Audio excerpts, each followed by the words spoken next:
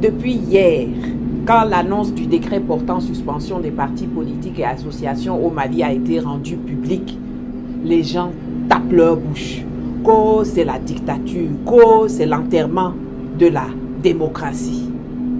Mais la suspension des partis politiques dans des pays en guerre, c'est pas une chose surprenante. Pendant la Deuxième Guerre mondiale, les partis politiques étaient interdits en France. Depuis 2 ans maintenant, depuis mars 2022, Zelensky, votre idole là, a suspendu tous les partis politiques d'opposition en Ukraine. C'est passé crème.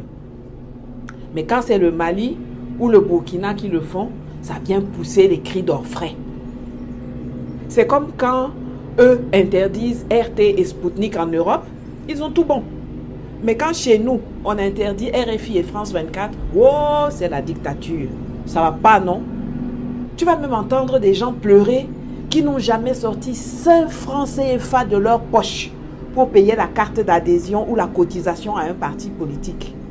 Ils sont là, matin, midi et soir, à répéter. Moi, je ne m'intéresse pas à la politique. Hein. Moi, je ne fais pas de politique, mais c'est eux qui viennent écrire de longues dissertations ou bien faire des directs kilométriques quand c'est les pays du Sahel qui prennent des mesures appropriées. Les pays en paix, là, qui interdisent l'existence des partis politiques, ils sont là. Il n'y a aucun parti politique en Arabie Saoudite. Il n'y en a pas au Qatar, il n'y en a pas au Eswatini, là, à côté de chez nous, il n'y en a pas aux Émirats Arabes Unis, etc. Et il n'y a que le parti unique au Laos, à Cuba, au Vietnam, en Chine, etc. Mais chacun de ces pays-là se porte mieux que n'importe lequel des pays africains dits francophones. Jusqu'à vous prenez votre argent pour payer vos billets d'avion, pour passer vos vacances là-bas, pour faire du shopping là-bas, pour faire votre business là-bas, pour assister à des événements sportifs là-bas, pour vous faire soigner là-bas. Mais c'est sur Mali, Burkina et Niger que vous savez gonfler vos narines.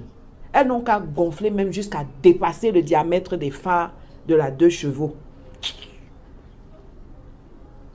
On suspend des groupuscules nuisibles et qui ne servent qu'à déstabiliser les pays, collaborer avec les terroristes, nuire aux intérêts des populations, semer les mensonges et la zizanie ou à enrichir leurs animateurs, des partis politiques qui n'existent que sur papier ou dont l'ensemble des membres peut suffire dans un taxi. Et puis ça provoque des palpitations cardiaques chez certains qui se prétendent adeptes de la démocratie. Mais quand tous les pays occidentaux, suivis par leurs moutons africains, ont interdit aux citoyens de sortir de chez eux pendant des mois, interdit même aux familles de se rendre visite, laissant des vieux mourir seuls dans des EHPAD. Ça là, ce n'était pas un déni de démocratie, ce n'était pas la dictature.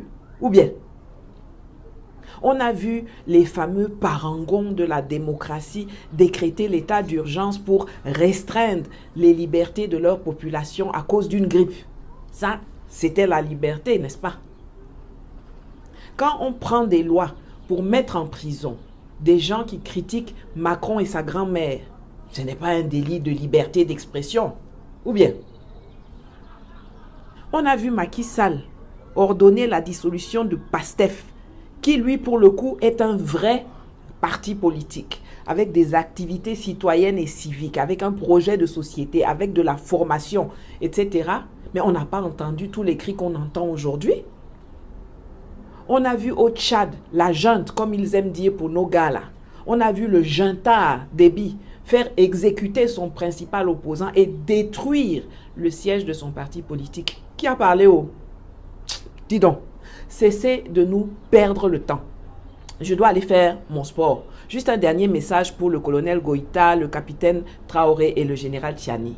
Quand vous aurez gagné la guerre et que vous lèverez les suspensions, s'il vous plaît, limitez le nombre de partis politiques.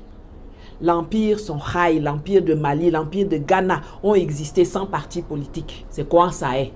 Allez, je vous quitte.